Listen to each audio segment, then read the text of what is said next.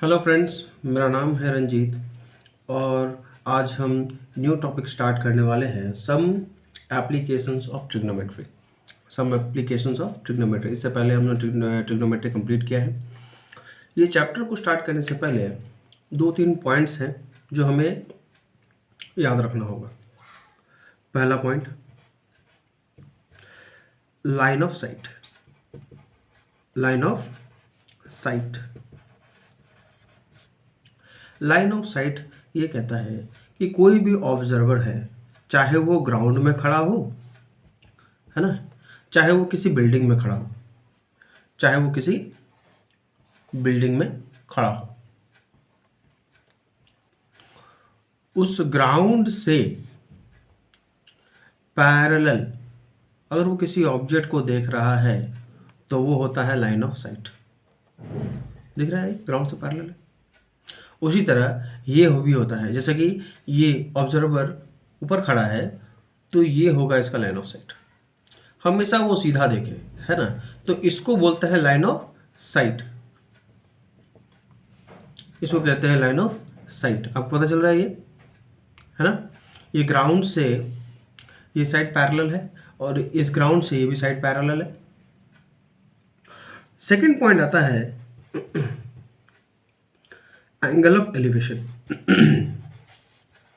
Angle of elevation. Elevation elevation का मतलब होता है ऊपर उठना, एलिवेट करना, है ना, एलिवेट करना। ठीक है। अब इस ऑब्जर्वर के हिसाब से, अगर इस ऑब्जर्वर के हिसाब से हम देखें तो ये ऑब्जर्वर ए जो है वो ऑब्जर्वर बी को देखने के लिए अपना लाइन ऑफ साइट से एंगल को एलिवेट करेगा। अपने सर को क्या करेगा? एलिवेट करेगा, आई को एलिवेट करेगा, तभी वो देख पाएगा, है कि नहीं। ये लाइन ऑफ साइट अगर है तो ऐसे वो उस व्यक्ति को देख नहीं सकेगा, क्योंकि वो देखेगा यहाँ पर, उसे देखना है बी में, तो उसे अपना आई लाइन ऑफ साइट है जो एंगल है उसको बदलना पड़ेगा। तो ये जो हो रहा है, ये इसको बोलते हैं एंगल ऑफ एलिवेशन, क्योंकि वो एलिवेट किया है अपने सर को, वो एलिवेट किया है, ये एलिवेट किया है वो। आपको समझ में आ रहा है? उसी तरह अगर यहां मैं लिख देता हूं ए सी टू बी, जब ए बी को देख रहा है, थर्ड पॉइंट आता है angle of depression. Angle of depression. Angle of depression. Angle of depression क्या होता है? देखो, जब भी ऑब्जर्वर ए को देखेगा तो वो अपना सर को ऊपर उठाएगा या नीचे करेगा? जाहिर सी बात है नीचे करेगा। उसका साइड क्या है? सीधा लाइन ऑफ साइट तो ये है। अब वो अपना एंगल को वो चेंज करेगा, नीचे करेगा, तो इसे बोलते हैं एंगल ऑफ डिप्रेशन, है ना। लाइन ऑफ साइट से अगर वो कोई भी व्यक्ति अपना नीचे देख रहा है तो उसको बोलते हैं एंगल ऑफ डिप्रेशन। ये चीज आपको क्लियर हुआ? बहुत सिंपल है। लाइन ऑफ साइट क्या होता है?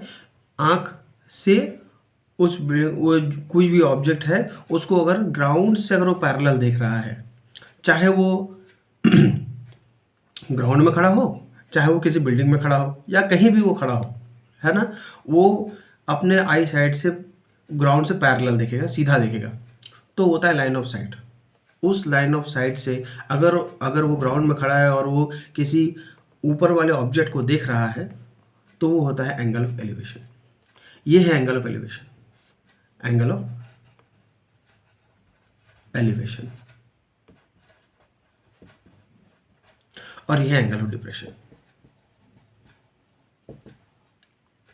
समझ में आ रहा है आपको?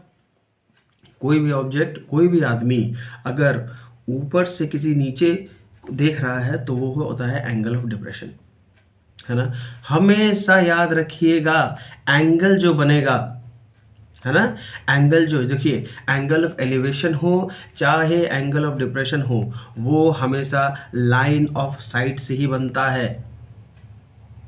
हमेशा लाइन ऑफ साइट से ही बनता है। बस इस चीज को याद रखिए। जैसे कि देखिए, अगर एक ट्रायंगल बन रहा है, सोचिए और एक कोई व्यक्ति यहाँ पर है, तो ये उसका एंगल ऑफ डिप्रेशन नहीं होगा, एकदम नहीं, प्लीज़ याद रखिए, ये एंगल ऑफ डिप्रेशन नहीं होगा।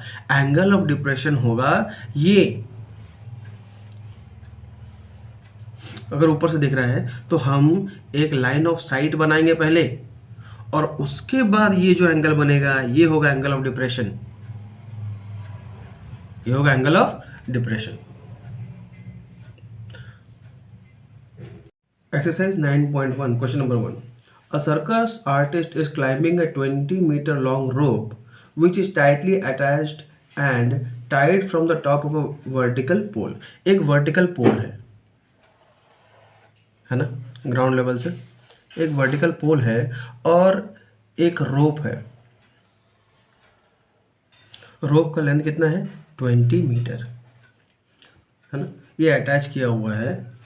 Find the height of the pole if the angle of elevation of the top angle made by the rope with the ground. क्या बोला है? Angle made by the rope with the ground is 30 degree. अगर ये 30 degree है तो हमें height of the पोल निकालना है। क्या निकालना है? हाइट ऑफ द पोल। ये बात आपको समझ में आया? एक पोल है जिसमें एक 20 मीटर रोप लगा हुआ है जो ग्राउंड से एंगल बना रहा है 30 डिग्री का। अब हमें हाइट ऑफ द पोल निकालना है, तो हम नाम दे देते हैं, इसको नेमिंग कर देते हैं। इसको पॉइंट ए कर देते हैं, इसको बी कर देते हैं, इसको सी कर देते हैं। ठीक है, अब हम लिखते हैं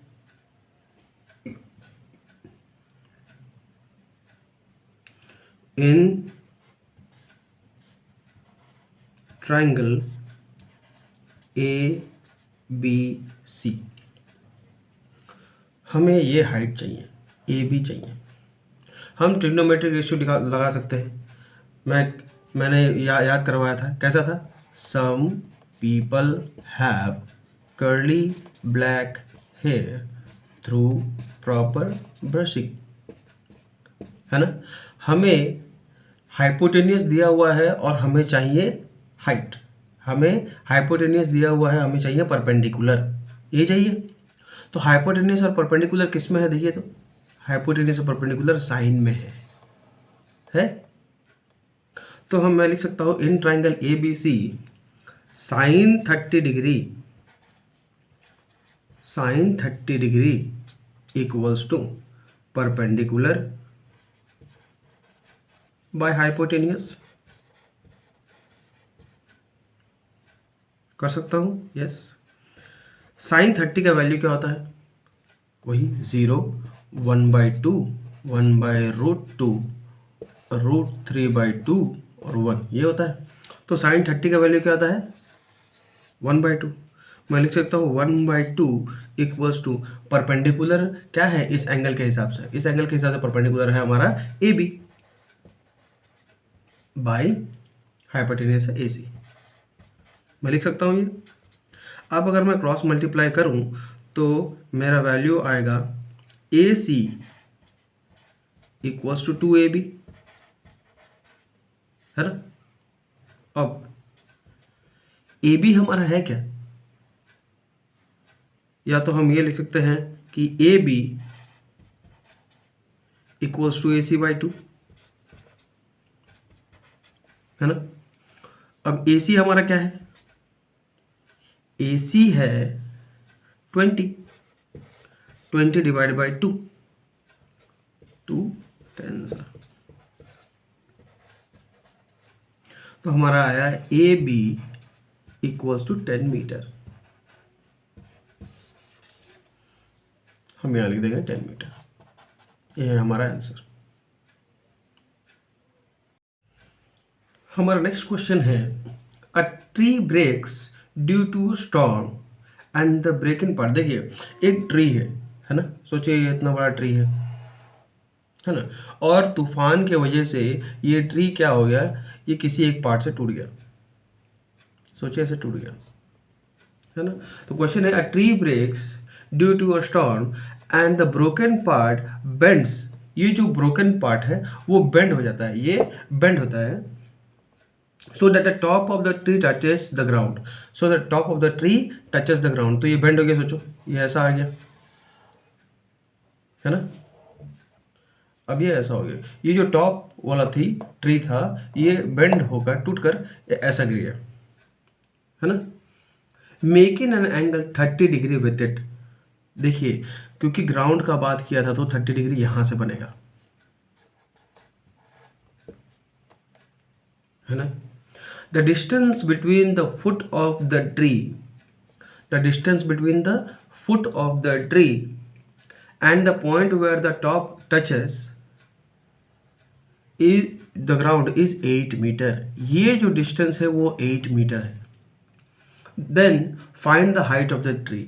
तो हमें ट्री का हाइट निकालना है, ट्री का हाइट निकालना है। तो मैं इसे नेमिंग कर देता हूं ए बी सी। अब हम लिखेंगे in triangle A B C, हम इसे एक ट्रायंगल मान लेते हैं, है ना। ए बी सी में अब मैं जानता हूँ, फिर से मैं बता देता हूँ आपको, some people have curly black hair through proper brushing. ये हमारा फॉर्मूला था, है कि नहीं। अब हमारे पास बेस है ना, इस एंगल के हिसाब से हमारे पास बेस है और हमें चाहिए ए बी। ये हमें तो पूरा चाहिए, लेकिन मैं इन दोनों में से किसी एक को निकालूंगा, तो मैं ए बी को निकालूंगा। तो बेस और परपेंडिकुलर किस में है, बेस और परपेंडिकुलर है टैन में, तो हम टैन का यूज़ करेंगे। लिखेंगे tan 30 degree equals to perpendicular by base. अब देखिए टैन 30 क्या होता है 0 1 बाई रूट 3, 1√3 और इन्फिनिटी या नॉट डिफाइंड होता है, यही होता है हमारा। तो 30 डिग्री क्या होगा 1/√3 होगा। तो मैं लिख सकता हूँ 1/√3 इक्वल्स टू, परपेंडिकुलर हमारा क्या है ए बी है, बेस क्या है बी सी है। तो मैं बोल सकता हूँ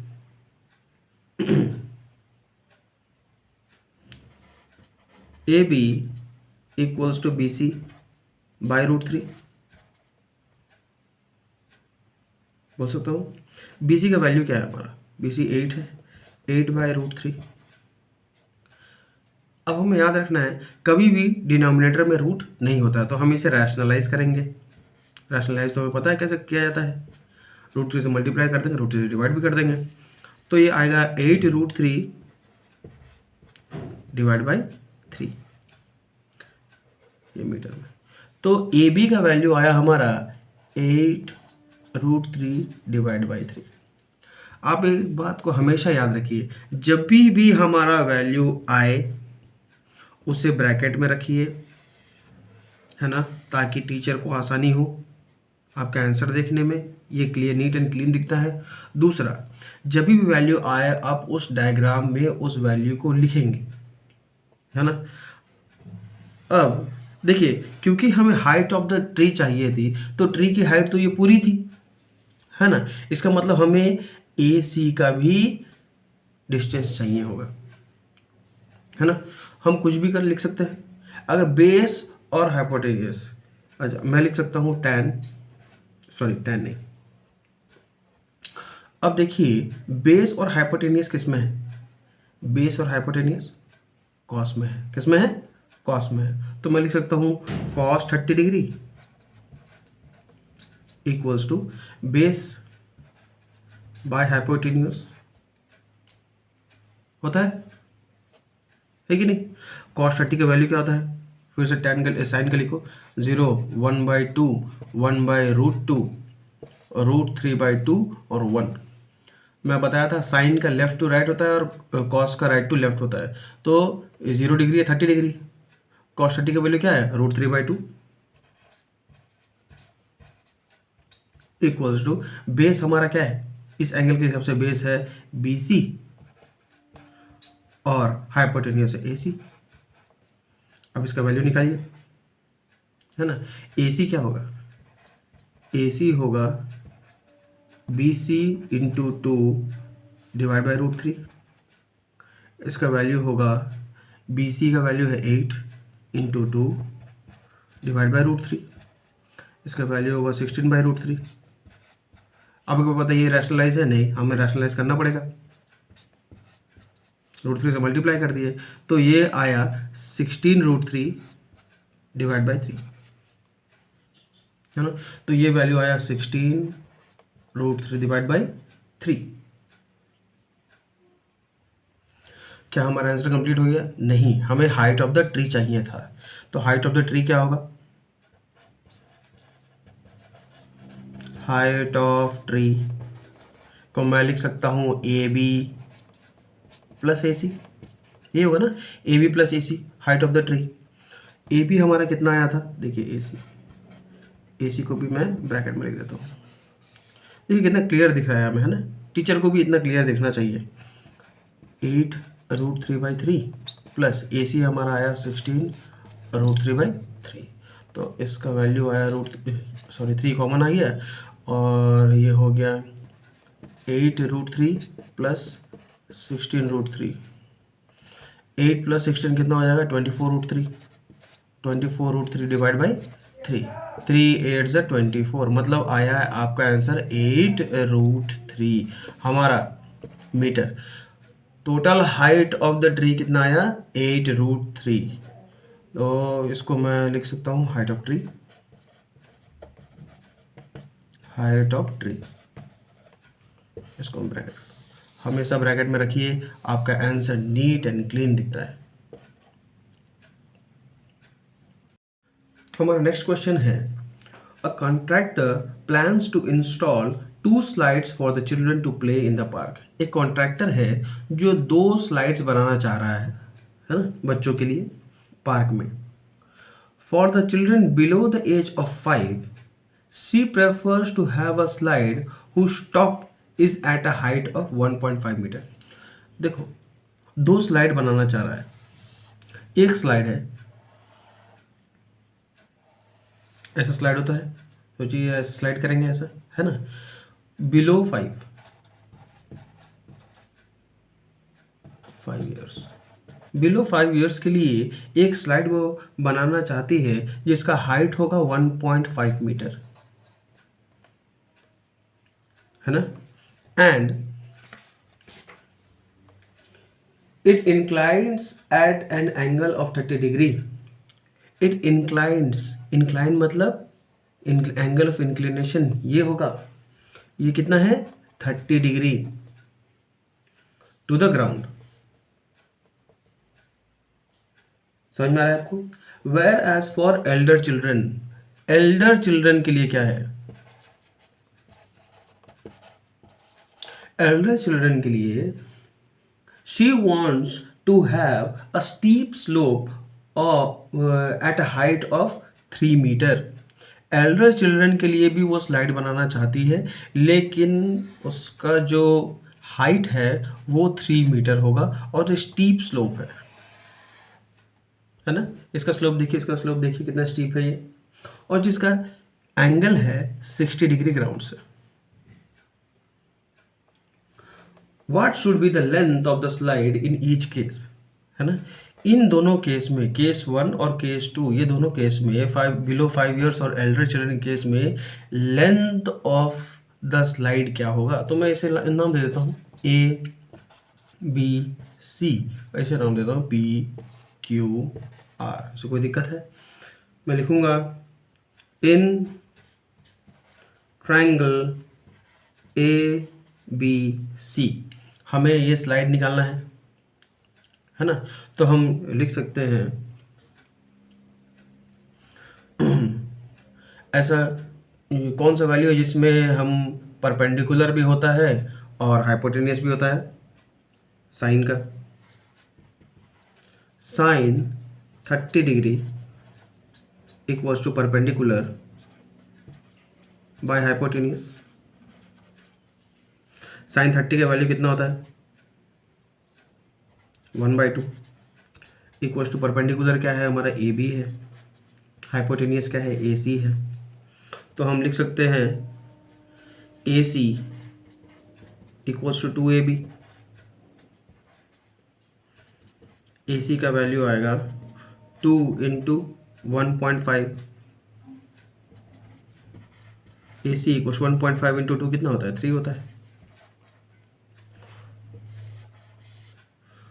तो ये 3। अब आता है केस 2 में, इन ट्राइंगल PQR, इस ट्राइंगल में फिर हम साइन का इस्तेमाल करेंगे, साइन 60 डिग्री। साइन 60 डिग्री क्या होता है? परपेंडिकुलर बाय हाइपोटेनियस होता है। साइन 60 का वैल्यू कितना होता है? √3/2। वेरी गुड, √3/2 होता है। परपेंडिकुलर क्या है इसमें? इस एंगल के साथ परपेंडिकुलर है PQ है, और हाइपोटेनियस क्या है? PR। मैं लिख सकता हूँ √3/2 इक्वल्स टू PQ हमारा है 3 और PR है PR निकालना है हमें। तो PR हो जाएगा 2 इंटू 3 6/√3। क्या रैशनलाइज है? नहीं। अब हम रैशनलाइज करना पड़ेगा इसे। तो √3 से मल्टीप्लाई कर दिया मैं, तो PR का वैल्यू क्या आया? PR का वैल्यू आएगा 6√3 डिवाइड बाई 3। √3 3 होता है, 3 2 या 6। तो PR का वैल्यू आ गया 2√3। ये ब्रैकेट में हमारा आंसर आ गया। देखिए ब्रैकेट में लिखने से हमारा आंसर कितना क्लियर दिख रहा है, इवन टीचर्स को भी ये क्लियरली दिखता है कि आपका आंसर क्या है ना, जो नीट एंड क्लीन लगता है हमें। तो हम यहाँ पर हमारा आंसर आ गया, the length of the slide for the children of below 5 years is 3 metre and the length of the slide for adult children is 2√3 metre. ये है हमारा आंसर। नेक्स्ट क्वेश्चन है, the angle of elevation of the top of the tower from a point on the ground. Angle of elevation है, जाहिर सी बात है नीचे से ऊपर जाएगा वो। एक टावर है ना, एक टावर है। एक टावर से यहाँ से एंगल ऑफ एलिवेशन बोल रहा है, एक पॉइंट ग्राउंड है, ग्राउंड में एक पॉइंट है, इसमें एंगल ऑफ एलिवेशन है। एंगल ऑफ एलिवेशन हम जैसे ही एंगल ऑफ एलिवेशन आया तो हमें पता है नीचे से ऊपर, ये वाला होगा angle of elevation, which is 30 metre away from the foot of the tower. ये जो पॉइंट है ये 30 मीटर अवे है from the foot of the tower, ये जो पॉइंट है। तो हमें गिवन दे दिया 30 metre. Angle of elevation is 30 degree, और ये एंगल कितना बोल रहा है? 30 डिग्री। एंगल ऑफ एलिवेशन का बात किया है। कभी भी क्वेश्चन में एंगल ऑफ एलिवेशन बोले तो हमें ग्राउंड से जो ऊपर एलिवेट कर रहा है हमें ये एंगल लेना है, हमेशा ये एंगल लेना है, ठीक है। कंफ्यूज एकदम मत होइएगा। Find the height of the tower, अब टावर का हाइट निकालना है हमें।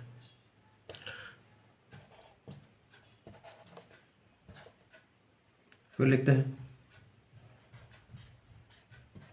इन ट्राइंगल ABC हमारे पास बेस है और हमें चाहिए परपेंडिकुलर इस एंगल के हिसाब से।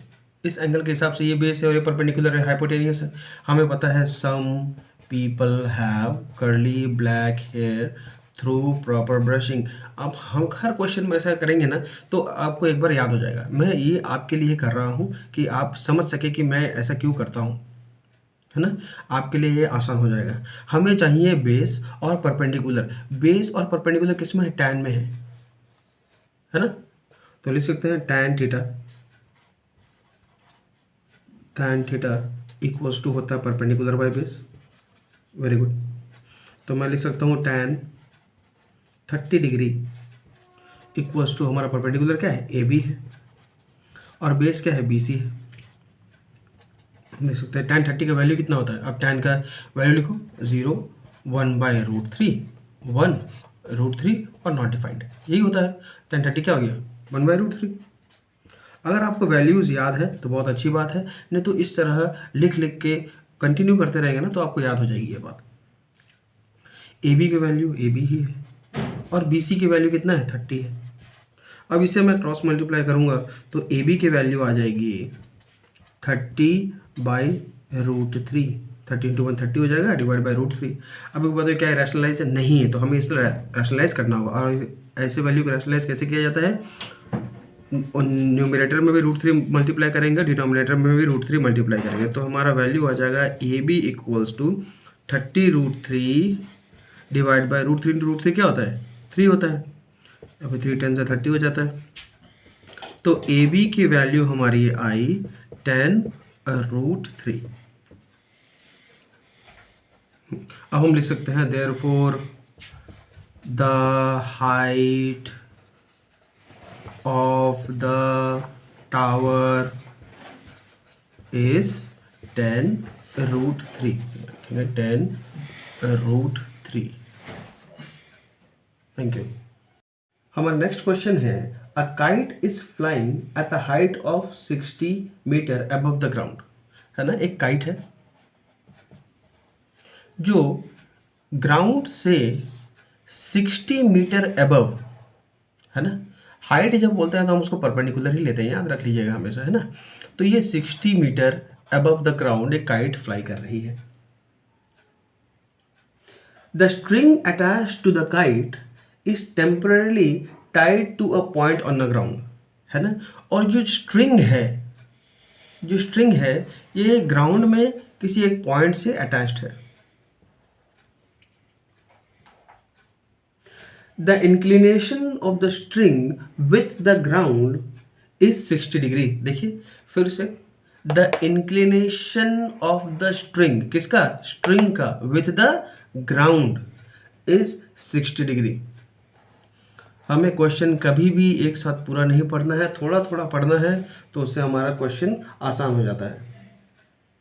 Find the length of the string assuming that there is no slack in the string। बोल रहा है कि हमें स्ट्रिंग का लेंथ चाहिए, ये एज्यूम करना है कि हमारा स्ट्रिंग जो है एकदम स्ट्रेट है, एकदम स्ट्रेट है, ठीक है।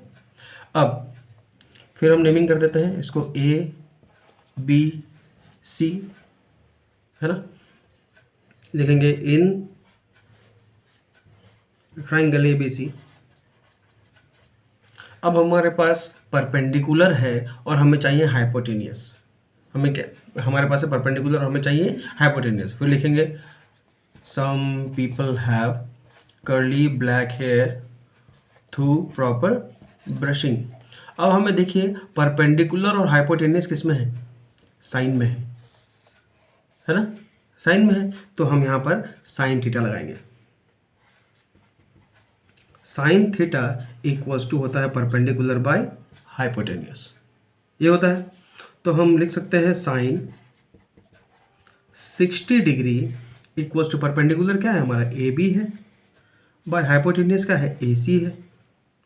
साइन 60 का वैल्यू क्या होता है, साइन का फिर से लिखिए 0 1/2 1/√2 √3/2 और 1। तो ये है 60 डिग्री का वैल्यू, इसको लिख सकते हैं √3/2। √3/2 इक्वल्स टू ए बी कितना है हमारा 60 है, डिवाइड बाई ए सी। ए सी क्या होगा, ए सी होगा 60 इंटू 2 120 और ये √3 नीचे आ जाएगा, डिवाइड बाई √3। अब हमें रैशनलाइज करना होगा क्योंकि ये रैशनलाइज नहीं है, √3 से मल्टीप्लाई कर दिया तो हमारा वैल्यू आया 120√3 डिवाइड बाई 3। √3 इंटू √3 3 होता है, अब 3 से काटे 340 से। तो हमारा वैल्यू आया ए सी का वैल्यू आया 40√3 मीटर।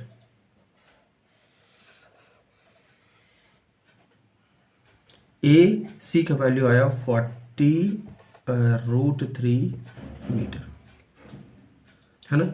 हम लिख सकते हैं the length of the string, therefore the length of string is 40√3 metre. Question number 6 से कहता है a 1.5 metre tall boy is standing at some distance from a 30 metre tall building. तो यहाँ पर एक बिल्डिंग का बात हुआ है और एक बॉय का बात हुआ है ना, और बॉय का हाइट भी दिया हुआ है ना। बॉय का हाइट क्या है 1.5 मीटर और बिल्डिंग का हाइट है 30 मीटर। है ना। The angle of elevation from his eye to the top of the building increases, बोल रहा है the angle of elevation from his eyes. तो हमें सबसे पहले लाइन ऑफ साइट बनाएंगे,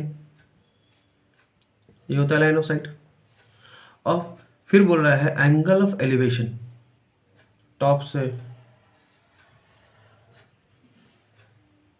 ये एंगल ऑफ एलिवेशन बोल रहा है the angle of elevation from his eye to the top of the building increases from 30 to 60 as he walks towards the building.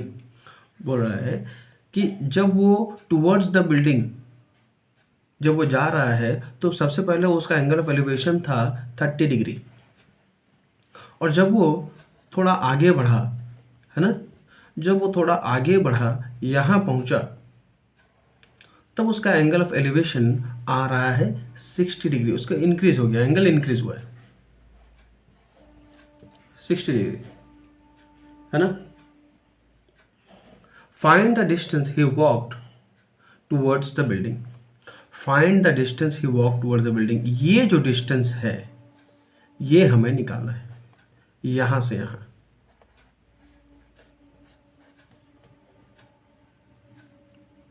आपको बात समझ में आ रहा है।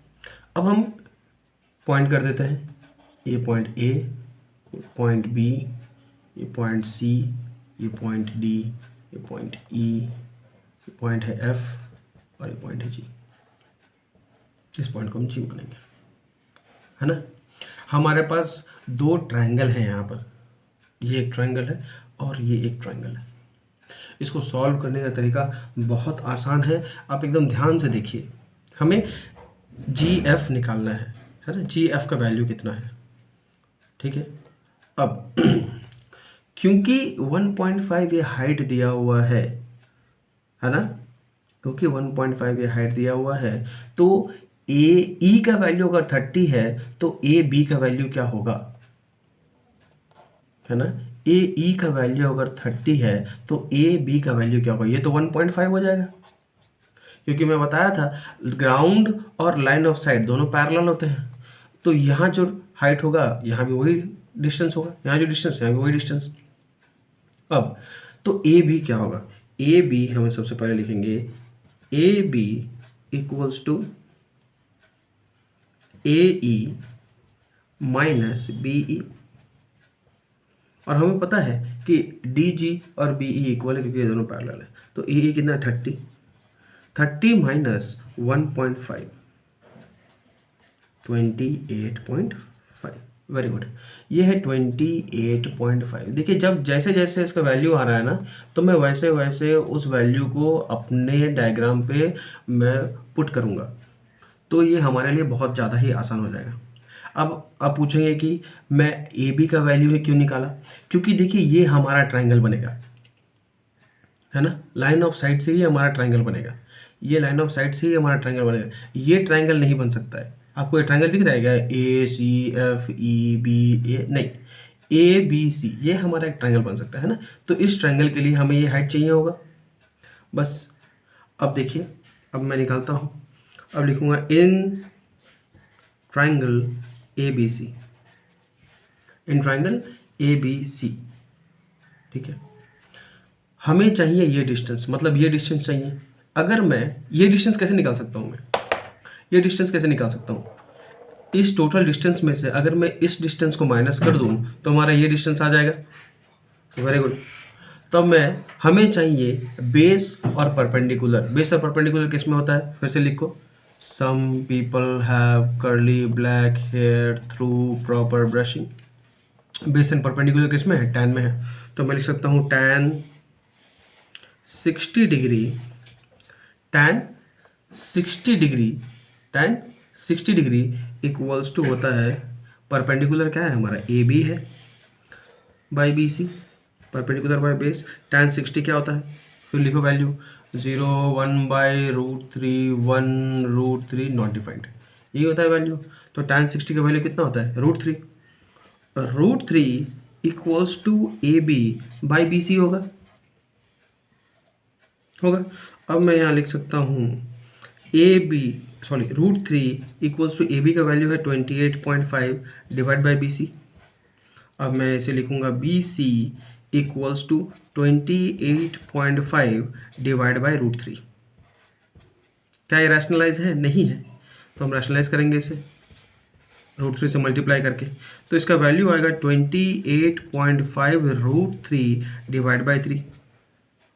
क्या ये थ्री से कटता है? हाँ कटता है।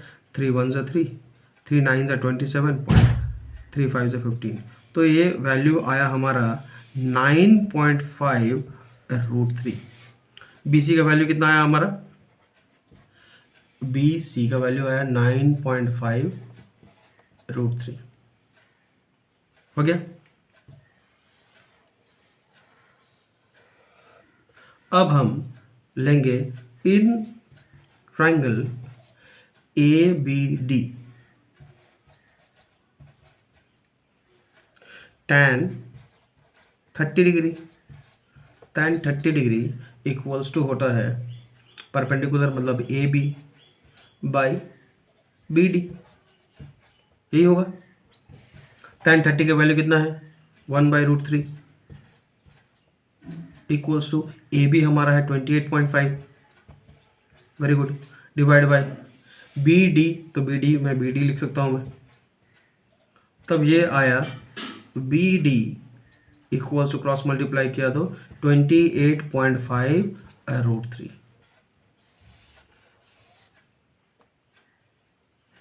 यहाँ पर बी सी आया 9.5 रूट थ्री, है ना। बी सी आपको आया 9.5 रूट थ्री और बी डी आया आपको 28.5 रूट थ्री। हमें क्या चाहिए? हमें चाहिए ये डिस्टेंस, है ना, मतलब डी सी। हम जानते हैं डी सी क्या होगा। डी सी इक्वल्स टू हम बोल सकते हैं D B minus B C, है ना। ये इक्वल्स टू ये टोटल माइनस ये, तो ये वैल्यू आएगा हमारा। अच्छा डी बी हमारा कितना आया था?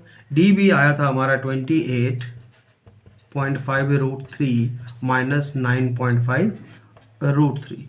अब इसका वैल्यू था रूट थ्री को अगर मैं कॉमन ले लूँ तो आया 28.5 माइनस 9.5, 28.5 माइनस 9.5 जिसका वैल्यू होता है 19, तो हमारा वैल्यू आया 19 root three metre D C. हम लिख सकते हैं therefore the distance the boy travelled is 19 root three metre. Question number 7 कहता है from a point on a ground, ground में एक पॉइंट है, the angle of elevation to the bottom and the top of a transition tower. एक transition tower है और वो angle of elevation बता रहा है, तो जाहिर सी बात है वो ट्रांजिशन टावर किसी न किसी के ऊपर खड़ा है, तभी ना एंगल ऑफ एलिवेशन हो उसके बॉटम में। ठीक है, बोल रहा है fixed at the top of a 20 metre high building. ये है 20 मीटर, ये जो बिल्डिंग का हाइट है वो है 20 मीटर। जो ट्रांजिशन टावर है वो 20 मीटर टॉल बिल्डिंग के ऊपर खड़ा है और एंगल ऑफ एलिवेशन दो दिया हुआ है, एक है 45 डिग्री और एक है 60 डिग्री। तो हम ये मान सकते हैं ये है 45 डिग्री और ये एंगल है 60 डिग्री। एंगल ऑफ एलिवेशन में ये है 45 डिग्री और ये है 60 डिग्री, है ना। Find the height of the tower, हमें हाइट ऑफ द टावर निकालना है, हमें हाइट ऑफ द टावर निकालना है। फिर हम पॉइंट कर देते हैं, ए है, बी है, सी और डी। अगर हम इसे स्ट्रेट लाइन मान ले, ऐसा स्ट्रेट लाइन मान ले, तो हमें एक ट्रायंगल, दो ट्रायंगल मिलेंगे। एक ट्रायंगल होगा ए सी डी और एक होगा बी सी डी, है ना। हमें हाइट चाहिए, हमें क्या चाहिए? हाइट चाहिए, ये हाइट चाहिए। अब देखिए बी सी डी जो ट्राइंगल है ना, बी सी डी जो ट्राइंगल है, इस ट्राइंगल से मैं बेस निकाल सकता हूँ, है ना, क्योंकि ये दो ट्राइंगल ए सी डी और बी सी डी में यही कॉमन है। अगर मैं इसे निकाल दूं तो मैं उसे ए सी डी ट्राइंगल से मैं हाइट के रेस्पेक्ट में फिर मैं ए भी निकाल सकता हूँ। देखिए इसको कैसे किया जाएगा। पहले मैं लिखूंगा in triangle B C D,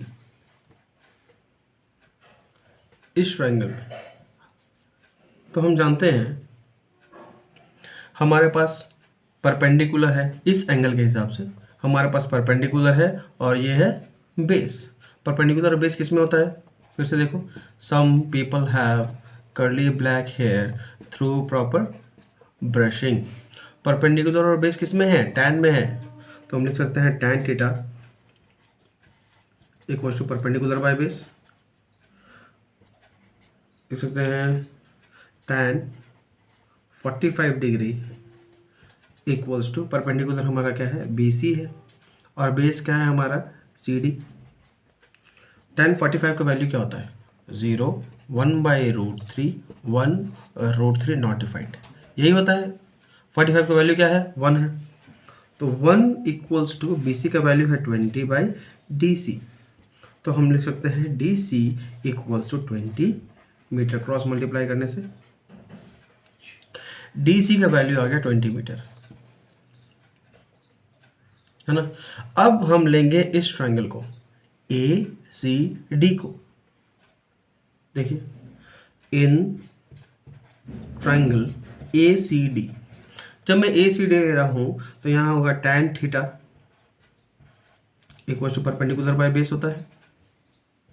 देखिए ये परपेंडिकुलर है, बेस है, ये पूरा हाइट निकल जाए हमारा, और उसमें से ये 20 मीटर को मैं माइनस कर दूँ तो हमारा ए बी का वैल्यू आ जाएगा टावर का, तो टैन 60 डिग्री, है ना, ये कितना है, ये एंगल 60 डिग्री है, तो tan 60 degree equal to perpendicular है हमारा ए सी बाय बेस है डी सी।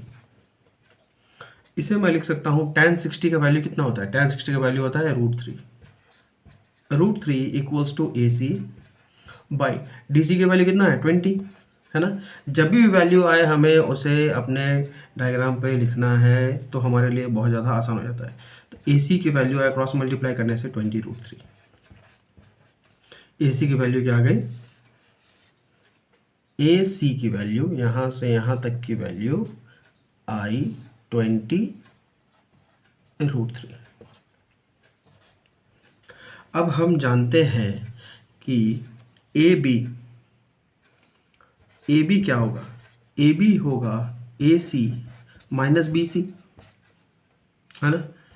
ए सी की वैल्यू कितनी है, ए सी की वैल्यू है 20√3 माइनस बी सी की वैल्यू कितनी है 20, इन दोनों में 20 कॉमन है, 20 को कॉमन रख लिया मैं, रखने से आया √3 माइनस 1,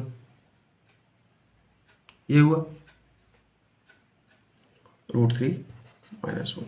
अब इसे और भी सॉल्व कर सकते हैं आप, ऐसे यहाँ इसमें ऐसे भी रह सकते हैं, क्योंकि √3 का वैल्यू कितना होता है 1.732 होता है, हमें पता है।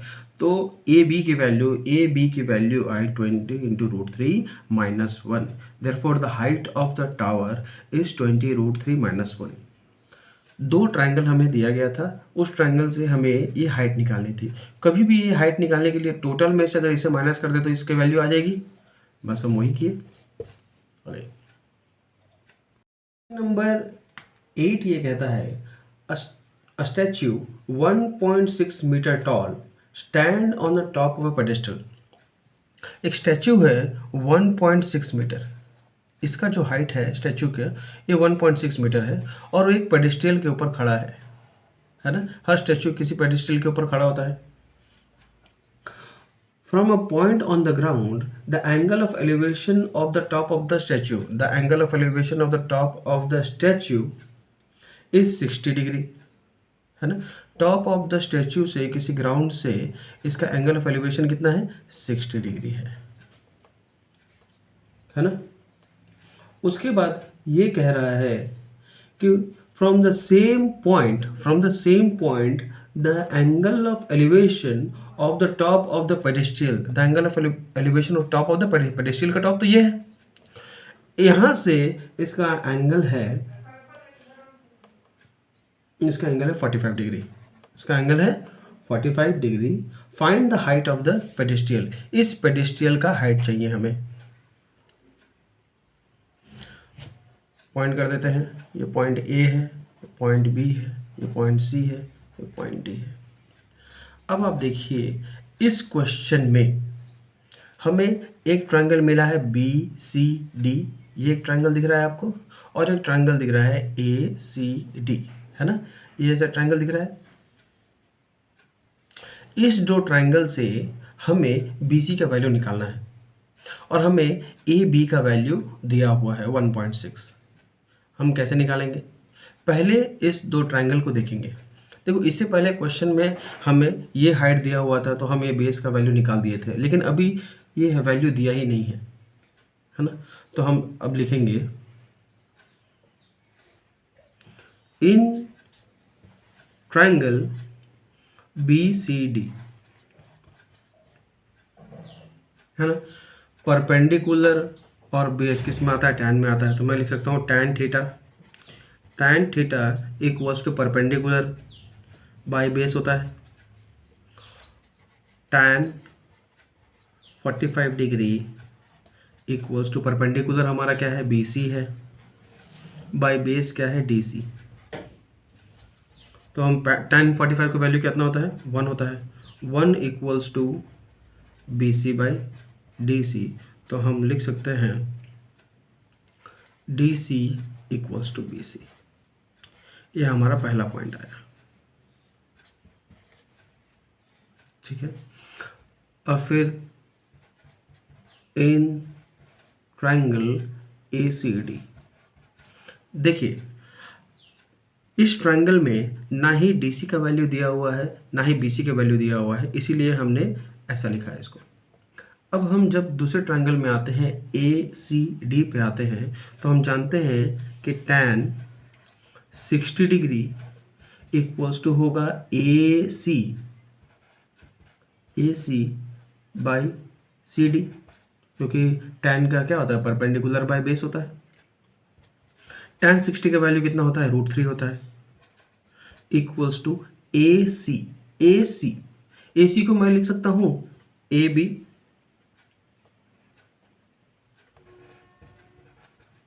प्लस बी सी, है ना, इसको तो लिख सकता हूँ डिवाइड बाय डी सी। तो डी सी की वैल्यू क्या आई? D C equals to A B plus B C divide by √3।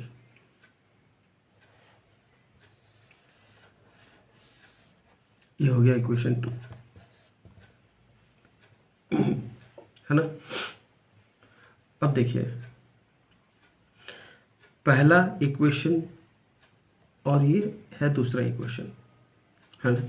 यहाँ भी D C equals to B C है और यहाँ भी डी सी का वैल्यू कुछ आया है ना।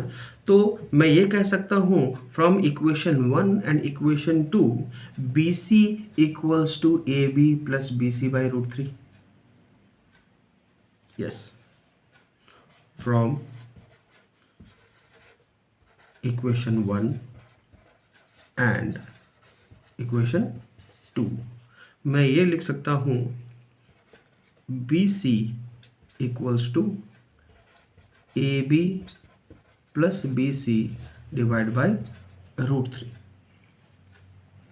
अगर मैं इसे सॉल्व करूँ B C √3 equals to A B का वैल्यू कितना है? 1.6 प्लस बी सी, यही होगा। इसे मैं आगे सॉल्व करता हूँ, अब देखिए कैसा होगा इस इक्वेशन को।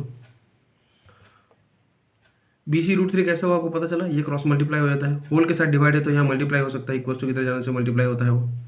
अब देखिए ये भी बी सी √3 और ये भी बी सी है, मैं इस बी सी को लेफ्ट साइड लेकर आऊँ तो इसकी वैल्यू आएगी B C √3 minus B C, ये plus B C equals to किधर आया तो माइनस हो जाएगा, इक्वल्स टू 1.6। इसमें कोई दिक्कत है? नहीं है। बी सी कॉमन है हमारा, तो वैल्यू आएगा √3 - 1 इक्वल्स टू 1.6। बी सी की वैल्यू आई 1.6 divide by √3 - 1।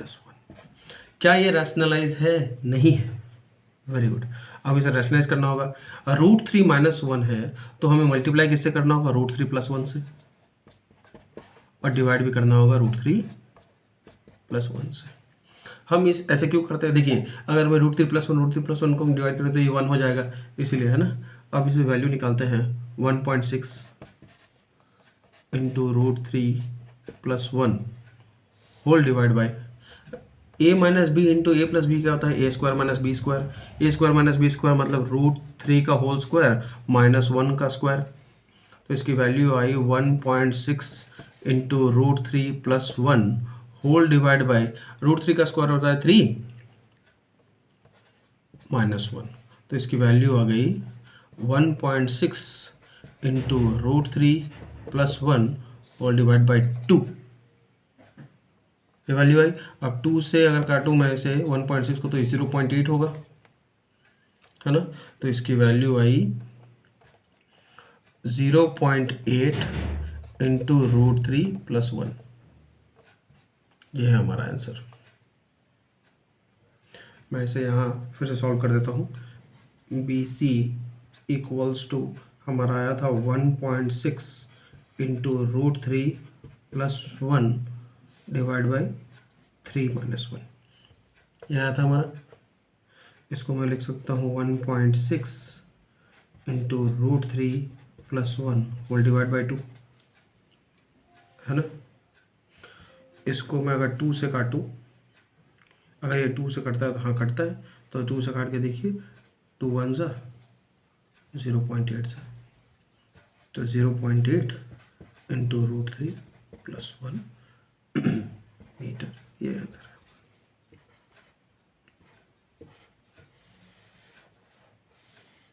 Therefore, the height of the pedestrian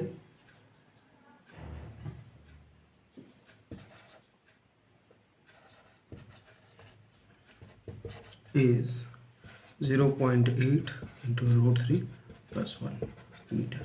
ये है हमारा आंसर। आंसर हमेशा हमें ब्रैकेट में लिखना चाहिए। 9 कह रहा है the angle of elevation of the top of the building from the foot of the tower. तो दो है, एक बिल्डिंग है और एक टावर है, ठीक है। अब क्वेश्चन देखिए क्या बोल रहा है, the angle of elevation of the top of the building from the foot of the tower. Angle of elevation की बात कर रहा है, इज कितना है? 30 डिग्री, है ना। And the angle of elevation of the top of the tower from the foot of the building is 60 degree. Angle of elevation नीचे से ऊपर ही होगा, है ना। If the tower is 50 metre high, अगर टावर का जो हाइट है वो 50 मीटर है, find the height of the building. हमें हाइट ऑफ द बिल्डिंग निकालना है, ठीक है। अब इसे फिर नेमिंग कर देते हैं, A B C D। हम निकालेंगे कैसे? ये देखिए, ये एक ट्रायंगल है ABC और एक है DBC। ABC और DBC में क्या कॉमन है? BC है। इसका मतलब अगर BC निकल जाए तो हम DC निकाल सकते हैं इस ट्रायंगल के हिसाब से, और BC निकालने के लिए हमें ये ट्रायंगल दिया हुआ है, इस ट्रायंगल का हाइट दिया हुआ है। तो हम लिखेंगे in triangle ABC, in triangle ABC मैं लिखूंगा tan theta equals to perpendicular by base होता है, राइट। तो tan 60 degree equals to perpendicular क्या है हमारा? AB है और बेस है BC। tan 60 का वैल्यू क्या होता है, √3 होता है। √3 इक्वल्स टू ए बी का वैल्यू है 50/BC, तो BC इक्वल्स टू 50/√3 हो जाएगा। क्या है, रैशनलाइज है? नहीं, तो हमें रैशनलाइज करना होगा इसे √3 से मल्टीप्लाई करके। तो इसकी वैल्यू आएगी 50√3 डिवाइड बाई 3। बी सी का वैल्यू होगा 50√3 divide by 3 metre. B C का वैल्यू है 50√3 होल डिवाइड बाई 3, है ना। अब हम लेंगे इन ट्राइंगल DCB, है ना। हमारे पास बेस है, हमें चाहिए परपेंडिकुलर। बेस और परपेंडिकुलर टैन में ही आता है। तो टैन थीटा क्या होता है, परपेंडिकुलर बाई बेस होता है। टैन 30 डिग्री, ये दिख रही है इस ट्राइंगल में, tan 30 degree. Tan 30 degree equals to perpendicular क्या है, DC है, बाई बेस क्या है, BC है। टैन 30 का वैल्यू कितना होता है, टैन 30 का वैल्यू होता है 1/√3। Very good. 1/√3 equals to DC by BC का वैल्यू क्या है, 50√3 डिवाइड बाई 3, ये है। अगर हम इसे क्रॉस मल्टीप्लाई कर दें तो आएगा DC इक्वल्स टू 1/√3 इंटू 50√3/3। तो ये √3 और √3 कट गया, तो DC की वैल्यू आई 50/3।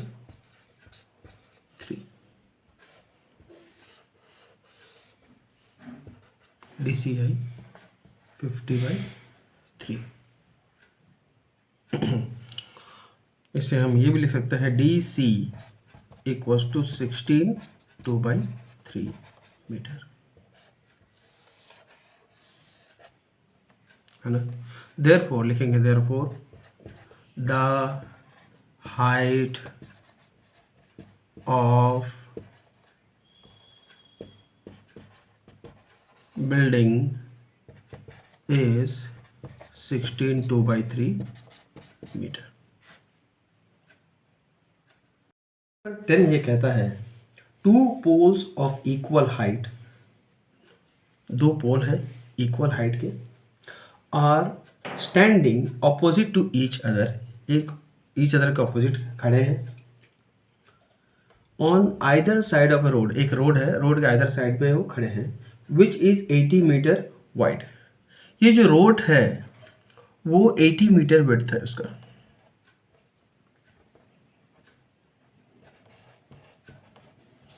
रोड का विड्थ कितना है, 80 मीटर है।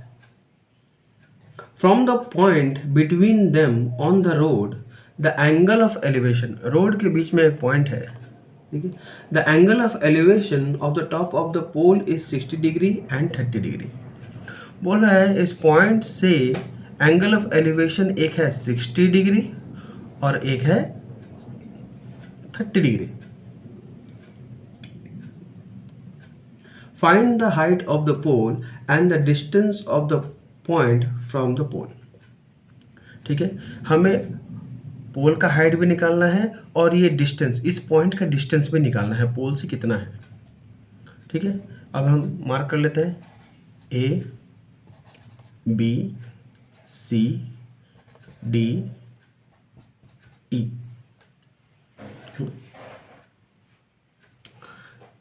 पहले हम लिखेंगे लेट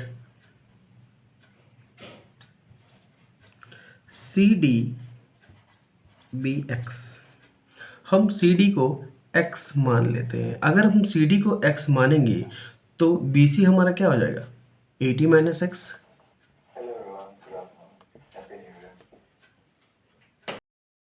अब हमें निकालना क्या है, देखिए इस क्वेश्चन को हम कैसे करेंगे। देखिए हमें डिस्टेंस भी एक्यूरेटली डिस्टेंस नहीं दिया हुआ है किसी भी ट्रायंगल का, देखिए दिया है नहीं दिया है। तो हम क्या करेंगे, इस ट्रायंगल का जो ये है परपेंडिकुलर है और इस ट्रायंगल का जो परपेंडिकुलर दोनों इक्वल है बोला है कि नहीं। अब दोनों का इक्वेशन निकालते हैं। In triangle in triangle A B C, in triangle A B C, A B C हम जानते हैं कि tan 30 डिग्री क्या होगा, A B by B C होगा, है कि नहीं। हम tan ही क्यों ले रहे हैं, क्योंकि हमें परपेंडिकुलर चाहिए और बेस दिया हुआ है ना। अब देखिए tan 30 डिग्री कितना होता है, 1/√3 होता है, very good. Equals to A B को मैं ए बी ही लिख सकता हूँ, डिवाइड बाई बी सी को मैं लिख सकता हूँ 80 माइनस एक्स। हमारा ए बी का वैल्यू क्या आ गया, ए बी हो गया हमारा 80 minus x divide by √3।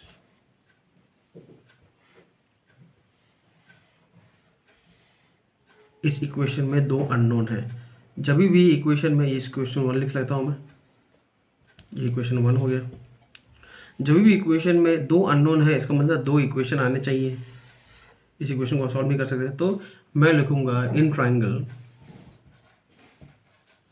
E D C, E D C tan 60 degree equals to होगा परपेंडिकुलर बाय बेस क्या होता है, E D by D C, है ना।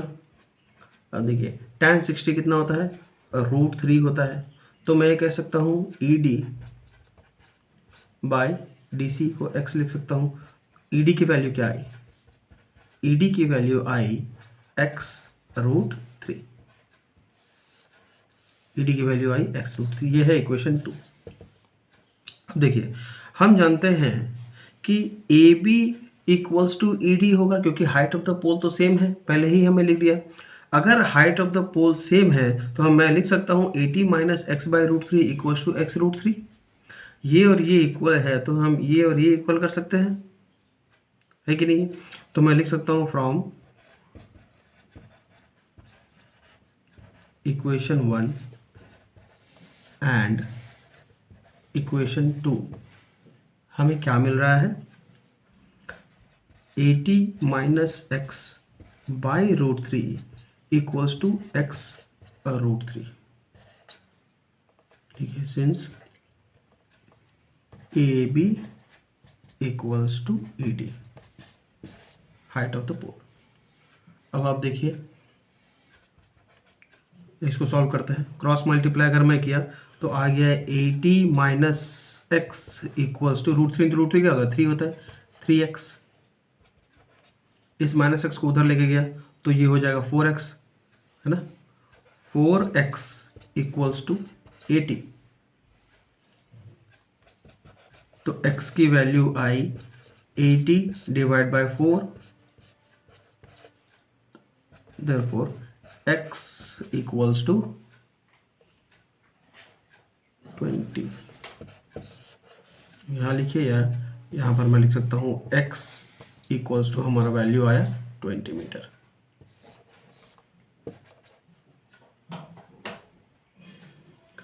x का वैल्यू 20 आया तो मैं डी सी को मैं 20 लिख सकता हूँ, और बी सी हमारा आएगा 80 माइनस 20 कितना होता है, 60 होता है। देखिए ये पॉइंट आ गया, डिस्टेंस आ गया। अब हमें चाहिए हाइट, लिख सकते हैं putting the value of x in equation 2। अगर हम x की वैल्यू को इक्वेशन 2 में पुट करेंगे तो क्या आएगा, इक्वेशन 2 क्या था हमारा, D E equals to √3x। तो हम लिख सकते हैं D E equals to √3 into 20। इसकी वैल्यू आई D E equals to 20 √3 metre. हमारा दोनों वैल्यू आ गया। अब लिख सकते हैं therefore the height of the pole is 20 √3 meter, and distance of the point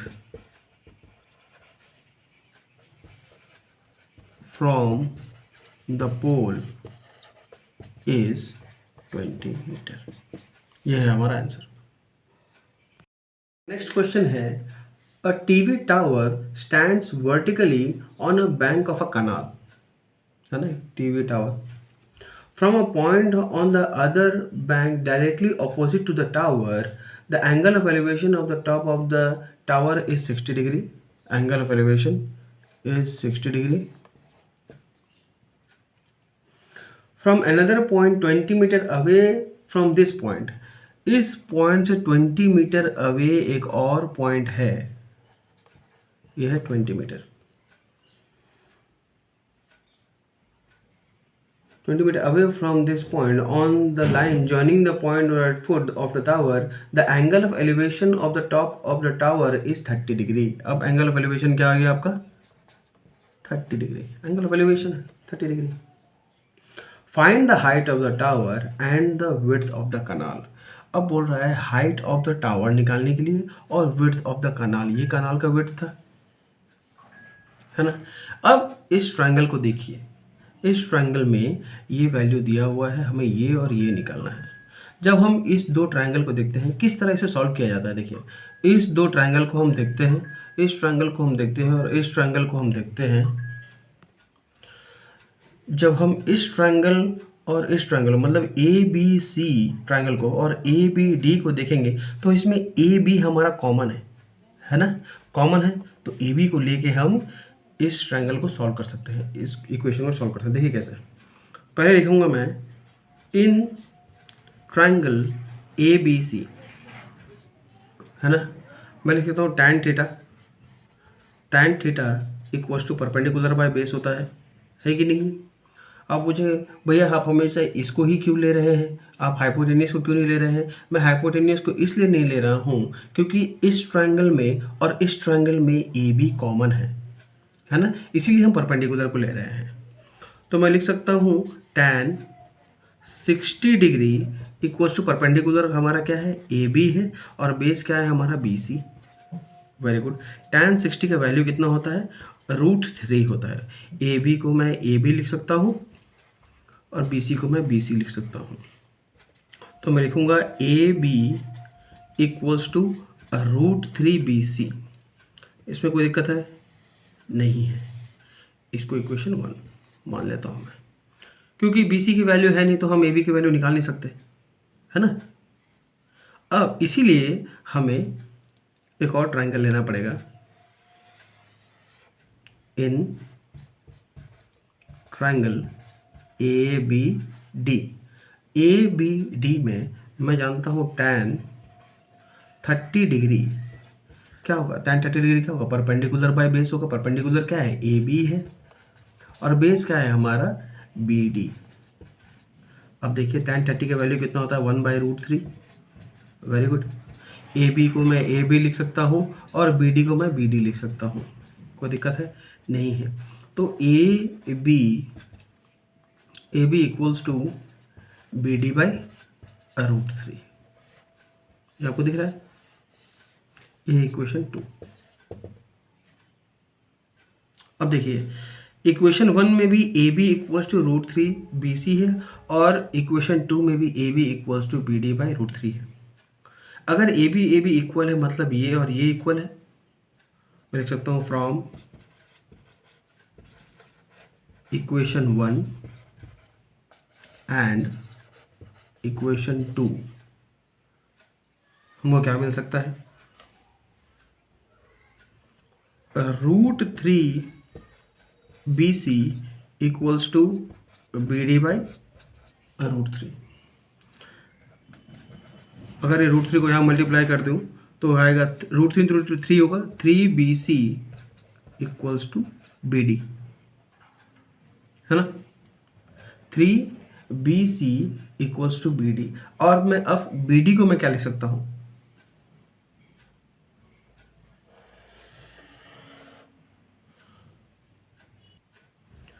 हमारा इक्वेशन क्या आया था 3 B C equals to B D. अब मैं लिख सकता हूँ 3 B C equals to B D को मैं ये लिख सकता हूँ B C plus C D, है ना। अब देखिए 3BC equals to BC plus CD का वैल्यू कितना है 20 है।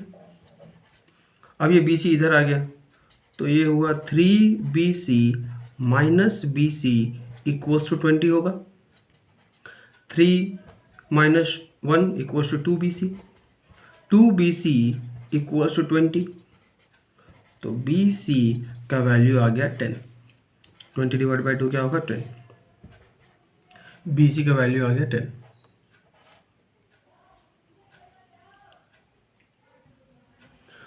तो विड्थ हमारा कनाल का विड्थ तो हमारा आ गया 10 मीटर और हमें क्या चाहिए था, हाइट ऑफ द टावर चाहिए था। अब इस इक्वेशन देखिए, इक्वेशन हमारा 1 क्या था, putting the value of BC in equation 1 we get. तो इक्वेशन 1 क्या था हमारा, इक्वेशन 1 है AB equals to √3 BC। AB equals to √3 into 10, तो AB equals to 10√3 metre. AB जो है ये है 10√3 मीटर। लिख सकते हैं therefore the width of canal is 10 meter and height of tower is 10√3 metre. ये हमारा आंसर। नंबर 12 ये कहता है from the top of a 7 metre high building. एक 7 मीटर हाई बिल्डिंग है, एक बिल्डिंग है जिसकी हाइट है 7 metre. The angle of elevation of the top of a cable tower. अब बोल रहा है from the top of the 7 metre high building angle of elevation है, ठीक है, एंगल ऑफ एलिवेशन है। इसका मतलब क्या है, ऐसे होगा ये,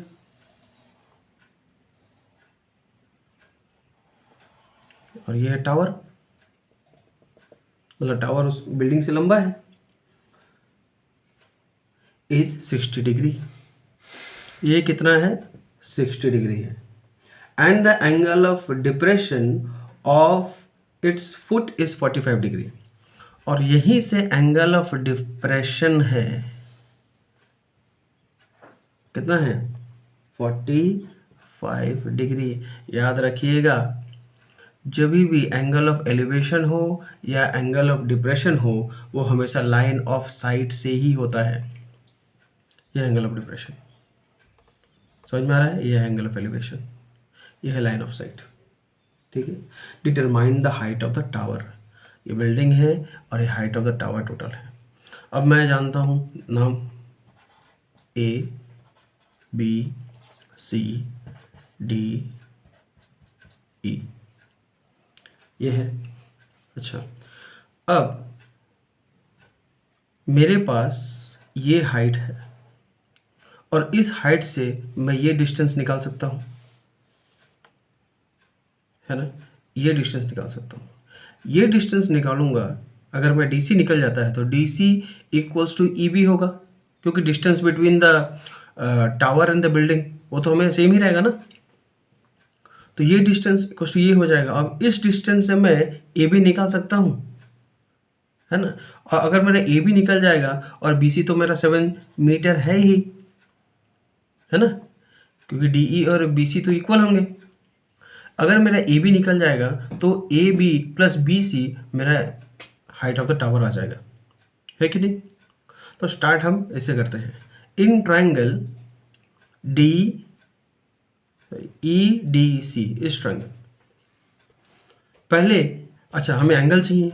अब हमें पता है एंगल ऑफ डिप्रेशन ये और ये एंगल इक्वल होंगे, क्यों होंगे, देखिए एंगल BEC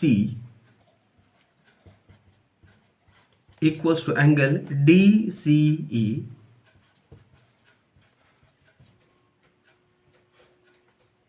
ये होगा alternate interior angles. Alternate interior angle से क्या होता है, कभी भी किसी दो पैरेलल लाइन से अगर एक लाइन ड्रॉ किया जाए, ट्रांसवर्स कटे, तो ये एंगल होंगे वो इक्वल होते हैं। तो ये 45 है, तो इसका मतलब ये भी 45 है। अब लिखता हूँ मैं, इन ट्रायंगल ई डी सी हमें चाहिए बेस, हमारे पास है परपेंडिकुलर, तो tan का इस्तेमाल करेंगे हम लोग। tan 45 degree equals to D E by D C. इसका वैल्यू आता है, tan 45 का वैल्यू होता है 1 equals to D E equals to 7 by D C. तो डी सी की वैल्यू आ गई 7 मीटर। डी सी की वैल्यू क्या आ गई, 7 मीटर। अगर डी सी 7 है, इसका मतलब बी ई भी 7 है। B E equals to D C equals to 7 metre. क्यों?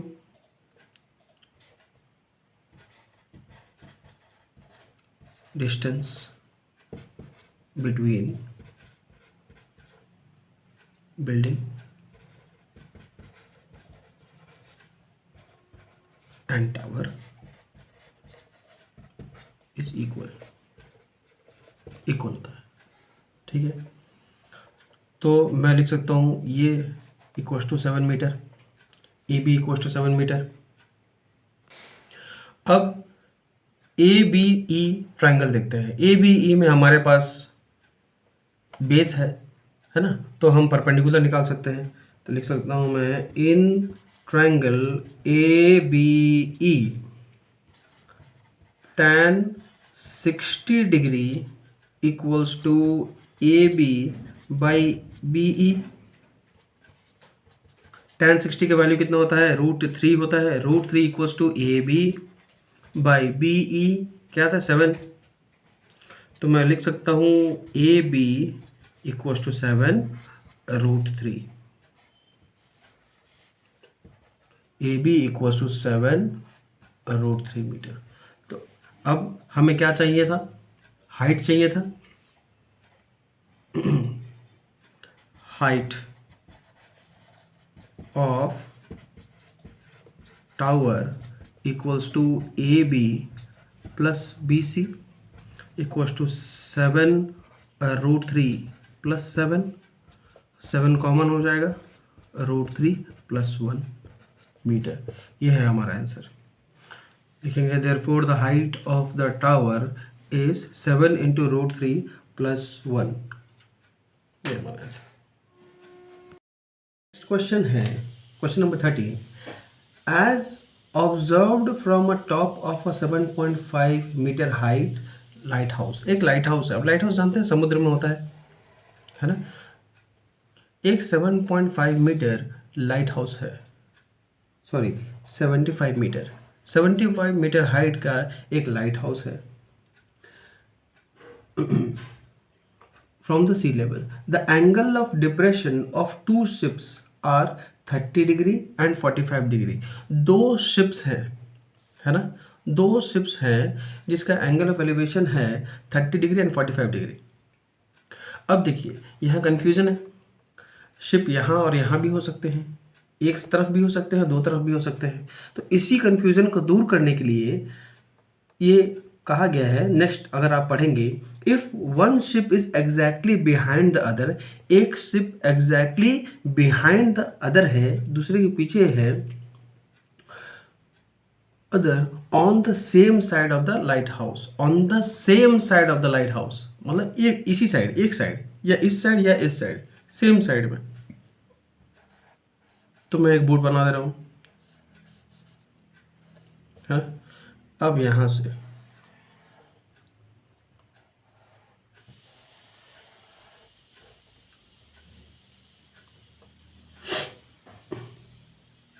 Find the distance between two ships.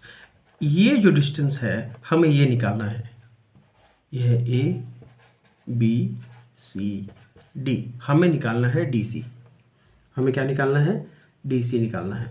और ये है 45 डिग्री और ये है 30 डिग्री, है ना? ये आपको समझ में आया? ठीक है। अब देखिए, हम इस ट्रायंगल से बी सी निकाल सकते हैं और ए बी डी से हम बी डी निकाल सकते हैं, है ना? जब बी डी हमारा निकलेगा तो हम बी डी से अगर बी सी को माइनस कर देंगे तो हमारा डी सी आ जाएगा, है कि नहीं? तो लिखते हैं in triangle A B C, in triangle A B C. अच्छा, यहाँ भी परपेंडिकुलर और बेस की बात हो रही है तो हम टैन लेंगे। Tan theta equals to perpendicular by base होता है, तो है tan 45 degree equals to perpendicular क्या है हमारा? ए बी है बाई बी सी। समझ में आ रहा है आपको? टैन 45 का वैल्यू कितना होता है? 1 होता है, सबको पता है ये। ए बी है हमारा 75 और बी सी, तो बी सी क्रॉस मल्टीप्लाई करने से आया है हमारा 75 मीटर। बी सी की वैल्यू कितना आ गई? 75 मीटर। अब हम लिखेंगे in triangle A B D, इस ट्रायंगल में tan 30 डिग्री, tan 30 डिग्री क्या होगा? tan 30 डिग्री क्या होगा? tan 30 डिग्री होगा A B by B D, यही होगा। हम लिख सकते हैं tan 30 का वैल्यू कितना होता है? 1/√3। 1/√3 इक्वल्स टू ए बी कितना है? 75 है, डिवाइड बाई बी डी। अब देखिए, बी डी क्रॉस मल्टीप्लाई करने से क्या होगा? B D equals to 75√3। B D की जो वैल्यू है वो आ गई हमारी यहाँ से यहाँ तक 75√3, और बी सी की वैल्यू कितने है? 75 है ना? तो हम लिख सकते हैं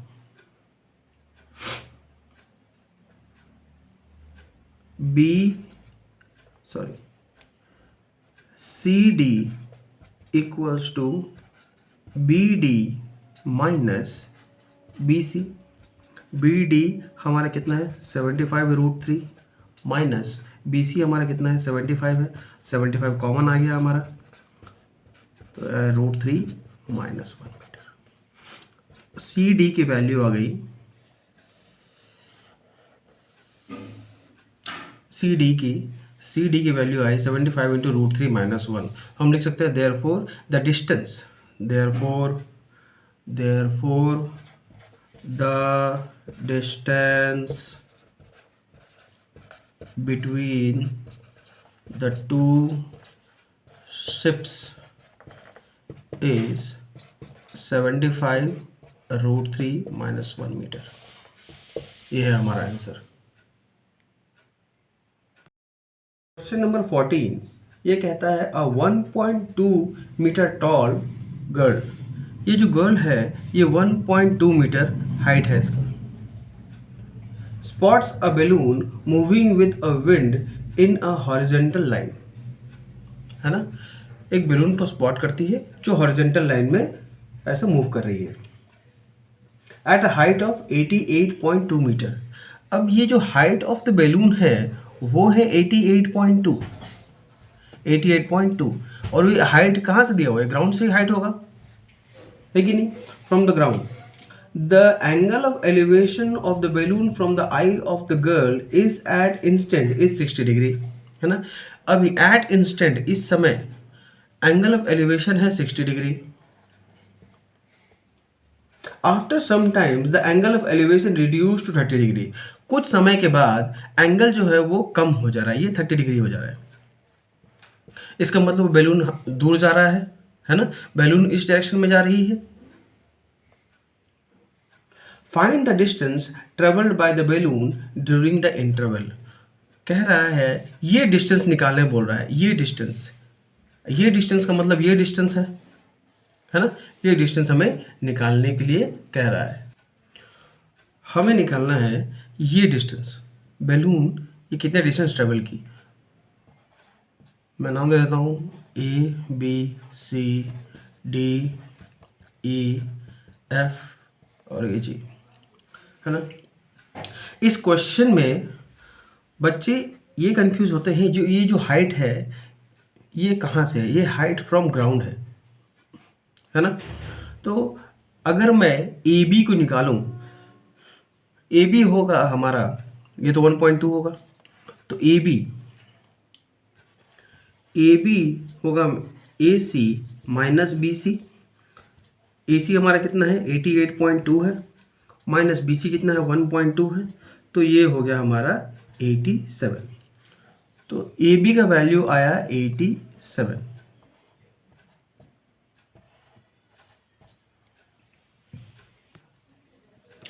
अब हम लिखेंगे in triangle A be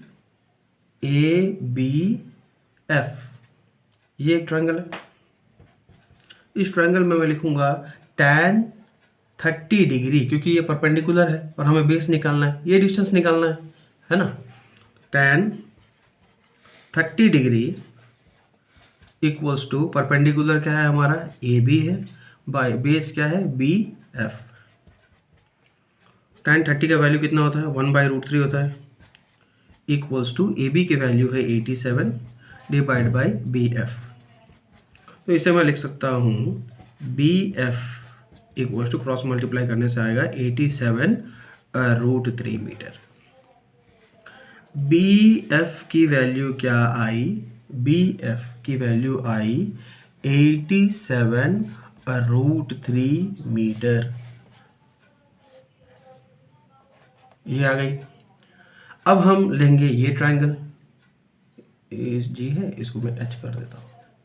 in triangle H G F,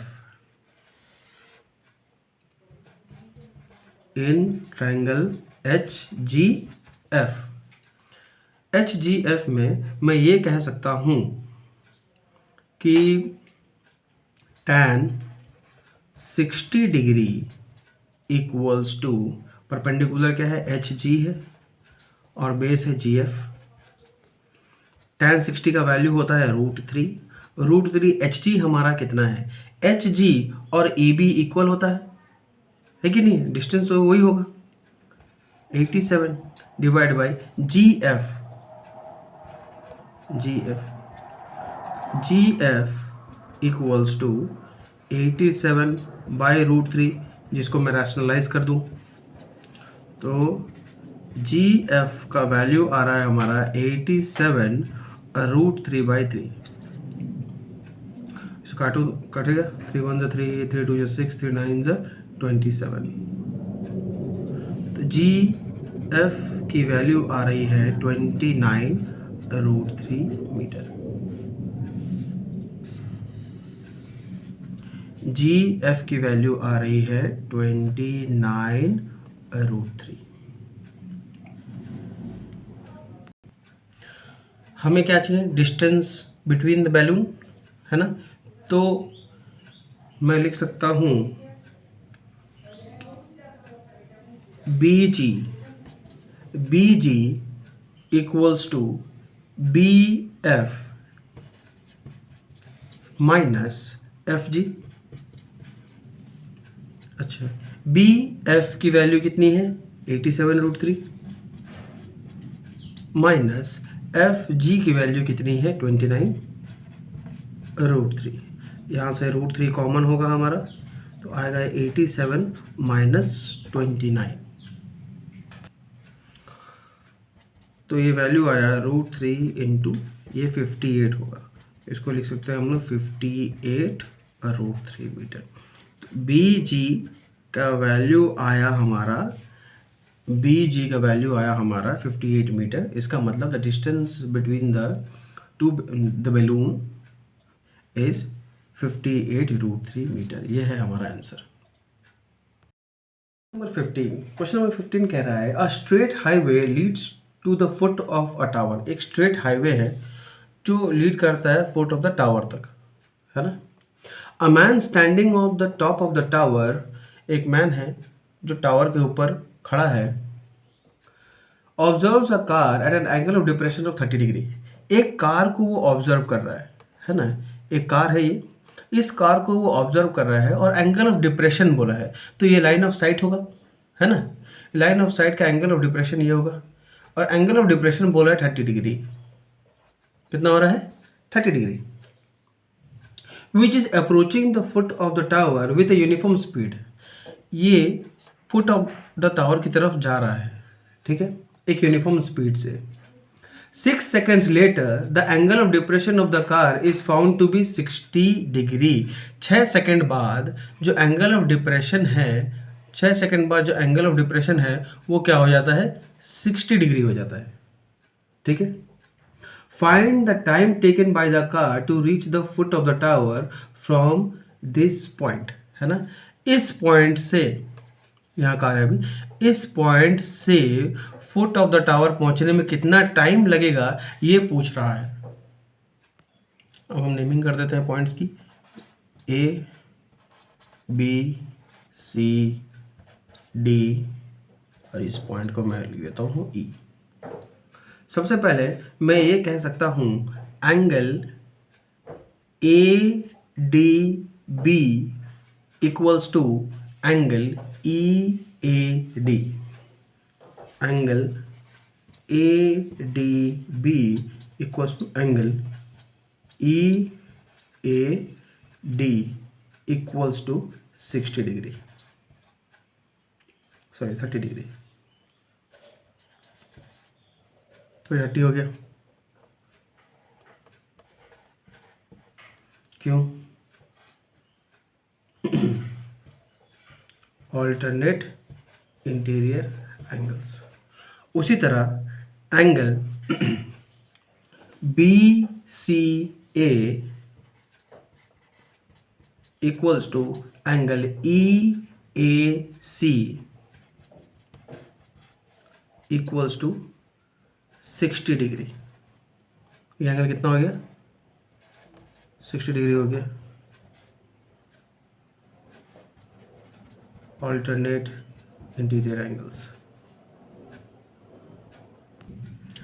अब हम लिखेंगे let the speed of car is x kilometres per hour. इस क्वेश्चन में ये कह रहा है यहाँ से यहाँ जाने में उसे 6 सेकेंड लगा, है ना। कितने सेकेंड लगे? 6 सेकेंड लगे। और यहाँ से यहाँ जाने में उसे कितने सेकेंड लगेंगे ये निकालना है हमें। तो और स्पीड इसमें दिया नहीं है, तो स्पीड को मैं लिख लूँगा x kilometres per hour, okay. या मैं लिख सकता हूँ x मीटर पर सेकेंड, क्योंकि ये सेकेंड में दिया हुआ है, तो मैं इसे x मीटर पर सेकेंड लिख लेता हूँ, ठीक है। अब देखो डिस्टेंस, हमें पता है डिस्टेंस होता है स्पीड इनटू टाइम, है ना। तो डिस्टेंस डी सी निकालना होगा हमें, तो डिस्टेंस डी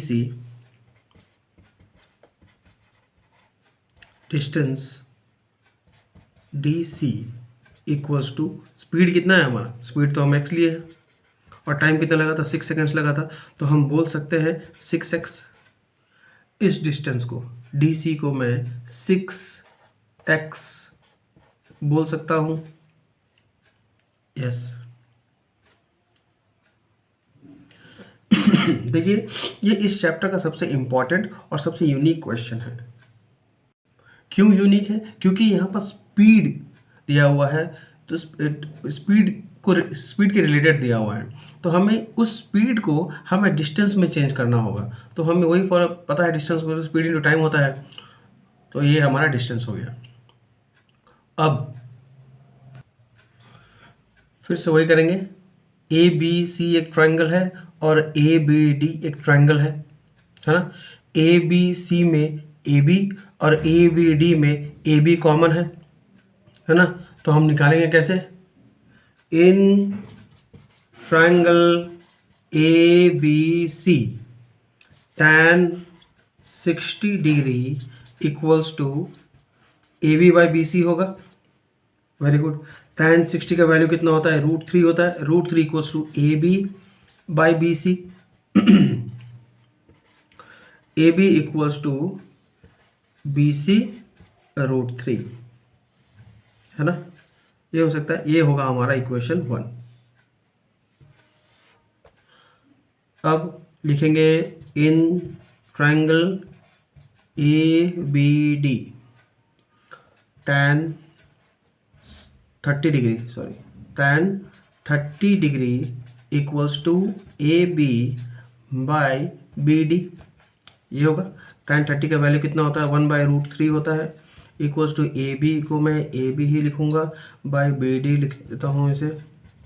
तो मैं इसमें लिख सकता हूँ A B equals to B D by. ये हो गया हमारा इक्वेशन 2। देखिए मैंने क्या कहा था, जब दो ट्रायंगल दिया हुआ हो और ये कॉमन हो तो हम कॉमन को एक साथ रखते हैं। अगर A B equals to B C √3 है और A B equals to B D by है, तो from equation 1 and 2, from equation 1 and equation 2 हमें क्या मिलता है, हम ये कह सकते हैं B C √3 equals to B D by. Very good. अब मैं इसमें ये कह सकता हूँ, ये √3 को यहाँ मल्टीप्लाई करूँ, 3BC equals to B D. ये होगा क्या है हमारा equation, 3BC equals to B D. मैं लिख सकता हूँ 3BC, बी डी को मैं क्या लिख सकता हूँ, BC प्लस सी डी लिख सकता हूँ, BC प्लस सी डी। अब देखिए 3BC equals to BC plus 6x, ये है डिस्टेंस हमारा। 3BC minus BC equals to 6x होगा, ये प्लस BC है, इधर आया तो 3BC माइनस BC क्या होगा, 2BC होगा। 2BC इक्वल्स टू 6x, तो BC का वैल्यू आ गया 3x, BC की वैल्यू आई 3x।